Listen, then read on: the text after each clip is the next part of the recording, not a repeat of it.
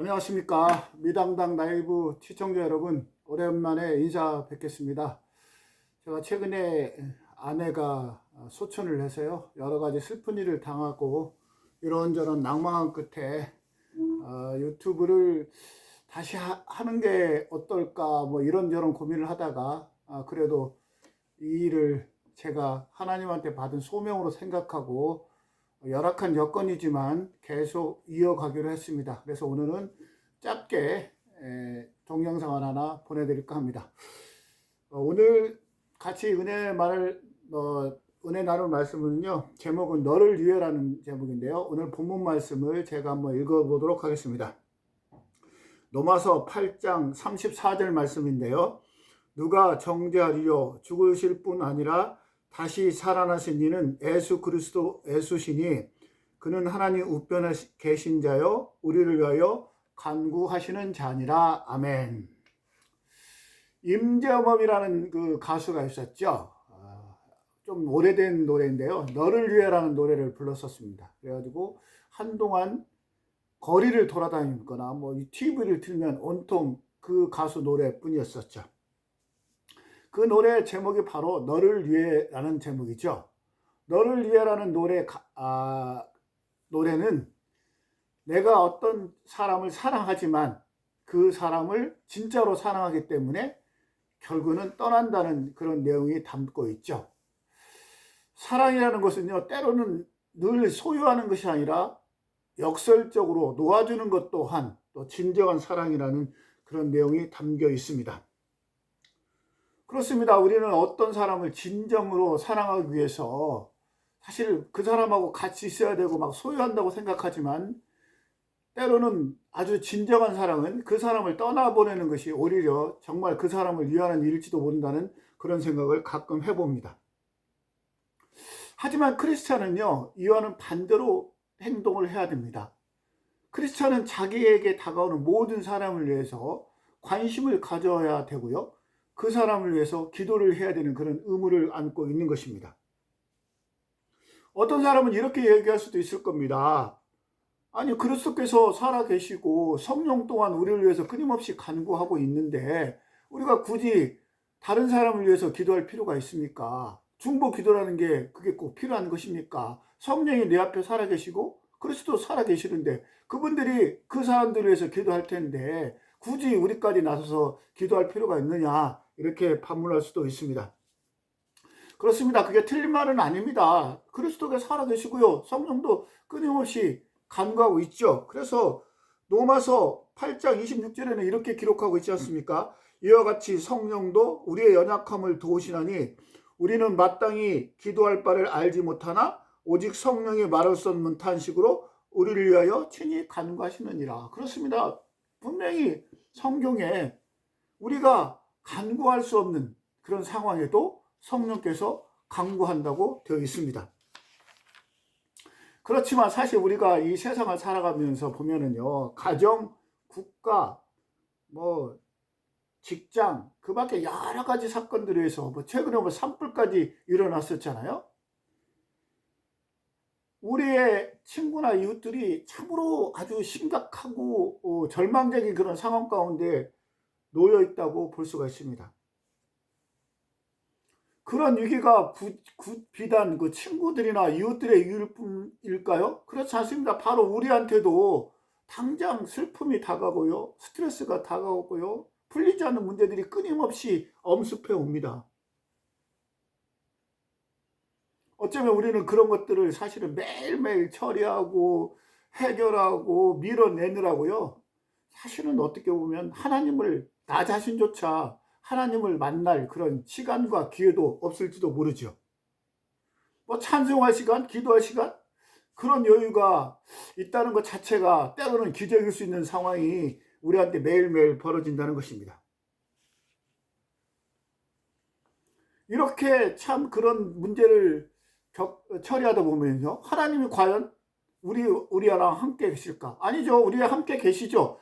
늘 임마누엘 하시죠. 그런데 우리가 과연 그런 것들을 경험하고 느낄 수 있을까? 그런 우려 또한 드는 것도 사실입니다. 이럴 때 우리는 어떻게 해야 될까요? 그냥 그 흐름에, 그 상황에 맡겨 버려야 될까요? 아닙니다. 최대한도로 우리가 모든 노력을 강구해서 그 상황이 처해 있는 그 줄기나 원인을 즉각 중단해야 합니다.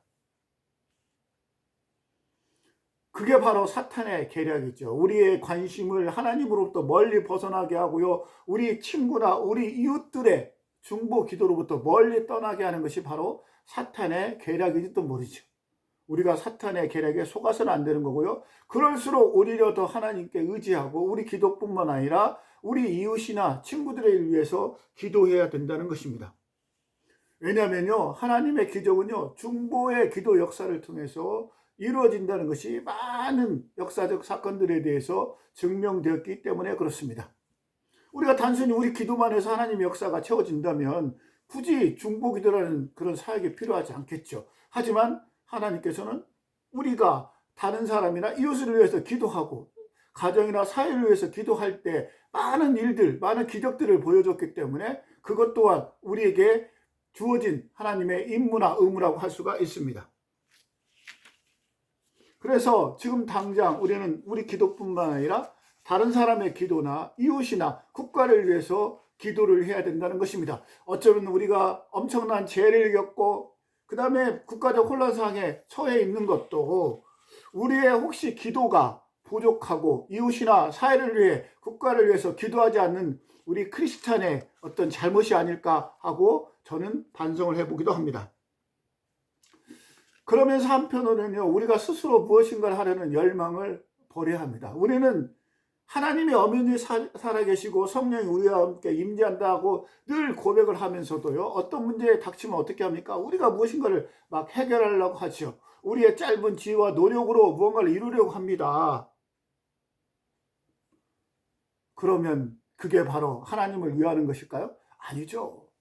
거꾸로 그게 하나님의 일을 우리가 방해하는 그런 뜻하지 않는 결과를 초래하게 되는 것입니다. 우리가 때로는 어떤 책임감과 의무감, 강박감에 밀려서 막 어떤 일을 벌이고 막 해결하려고 하지만 정작 그것은 그 문제들과 사람들의 치여서요, 결국 결과는 아주 안 좋게 나오는 경우를 많이 볼 수 있습니다. 하나님 앞에서 예배하고 기도하지 않으면요, 우리는 정말 무거워지고 어려워집니다. 그래서 그런 상황 가운데 처하면요, 우리를 향해서 달려오는 많은 사람들이 있지 않으세요? 우리는 세상을 살면서요, 정말 나랑 아무 관계없는 사람들 수도 없이 만나고 지나갑니다. 우리가 하나님 앞에 깨어있지 않고 예배하지 않으면요, 그 사람들은 정말 나랑 아무 상관이 없는 사람들입니다. 그런데 과연 하나님께서 나랑 아무 관련이 없는 사람들을 내 앞에 붙여줬을까요? 아니죠. 하나님은 우리가 내 앞에 나타나는 그 많은 사람들, 그 사람들의 고통, 그 사람들의 어려움, 그 사람들의 걱정을 귀를 기울이기를 원합니다. 그렇다고 해서 하나님께서 우리보다 해결하라는 그런 의미는 아니죠. 하나님께서 우리한테 요구하는 것은 뭡니까? 기도하라는 얘기죠. 그 사람한테 관심을 보이고 기도 제목을 물어보고 기도하라고 하는 것입니다. 들어주는 건 누가 들어줘요? 하나님께서 들어주시죠. 하나님이 해결해 주실 것입니다. 그럼에도 불구하고 하나님께서는 우리가 이웃에게 관심을 가지고 친구에게 관심을 가지고 나를 스쳐가는 모든 사람들에게 관심을 가지기를 원하신다는 것입니다. 우리는 때때로 그러죠. 어떤 사람을 만나서 그 사람을 만나서 그냥 그 사람이 이 성경 말씀을 들으면 정말 하나님의 능력이 임해서 변화될 거야 라고 얘기하면서 자신도 알지 못하는 성경 구절 웬마들을 위해서 그 사람한테 선포할 수도 있을 것입니다. 또 어떤 사람은요, 야, 내가 기도 한 방이면 저 사람이 마음이 감동이 돼서 하나님 앞에 돌아올 거야, 위로를 받을 거야 라고 얘기하면서 기도 몇 마디 하고 그냥 떠나보낼 수 있습니다. 그렇지 않습니다. 그렇게 하기 때문에 이 사회가 차갑고 절망적이고 크리스찬들이 냉정하다고 사회에서 우리에게 오히려 비판하는 것입니다. 어렵고 힘든 일이죠. 내 문제도 해결하기 힘든데 다른 사람에게 관심을 보이고 이웃의 고통을 들어주고 기도 제목을 나누고 기도를 해준다는 것 자체가 참으로 쉽지 않은 영역입니다. 그럼에도 불구하고 우리는 그 일을 하도록 이 땅에 부름받은 존재들이라는 사실을 우리는 꼭 기억을 해야 됩니다. 세상이 차갑고 절망적이고 정말로 그냥 비정한 사회라고 우리가 비난하면 할수록 우리는 거꾸로 어떤 고민을 해야 되냐면, 내가 다른 사람을 위해서 관심을 기울이지 않고 기도하지 않아서 이 사회가 더 차갑고 절망적이고 비정적으로 변하지 않느냐, 그런 고민을 해봐야 하는 것입니다. 오늘 또 우리 주변에는 많은 사람들이 스쳐 지나갈 것입니다. 전혀 관계없는 사람들, 이해할 수 없는 사람들을 내 앞에 스쳐갈 것입니다. 그 사람을 향해서 내가 관심을 보여줘야 됩니다. 그러기 전에 무엇이 해야 됩니까? 내가 억지로 그 사람한테 관심을 보여주는 것이 중요한 것이 아니라 내가 하나님 앞에 예배하고 껴있고 늘 기도하고 묵상하는 시간을 가져야 된다는 것입니다. 그래야 비로소 내 앞에 나타나온 사람들이 왜 나에게 하나님이 이 사람을 나에게 보내주었는지 그 의미를 우리가 파악할 수 있다는 것입니다. 그게 바로 오늘 이 시대를 향한, 이 차갑고 절망적이고 혼란스럽고 정말 어처구니 없는 이 사회를 향한 우리를 하나님의 뜻인지를 모릅니다. 봄이 와서 세상 모든 것이 꽃이 피어나고 정말 화창한 날입니다. 그럼에도 불구하고 지금 어디선가는 우울해하고 슬퍼하는 사람들이 많이 있을 것입니다. 여러분의 가슴에 성령의 봄이 찾아와서 여러분도 성령 충만하고요, 만사가 잘 되고요, 그 성령 충만하고 하나님 뜻 능력을 받은 것을 가지고 이웃 사람들에게 관심을 가지고 내 친구들한테 관심을 가지고 같이 기도하고 같이 찬송하고 하나님의 뜻을 간구하면서 이 세상이, 이 절망적인 세상이 조금이라도 좀 따뜻하게 변화했으면 하는 바람 간절합니다. 오늘도 하나님과 동행하는 여러분 되시기를 간절히 기도합니다. 샬롬.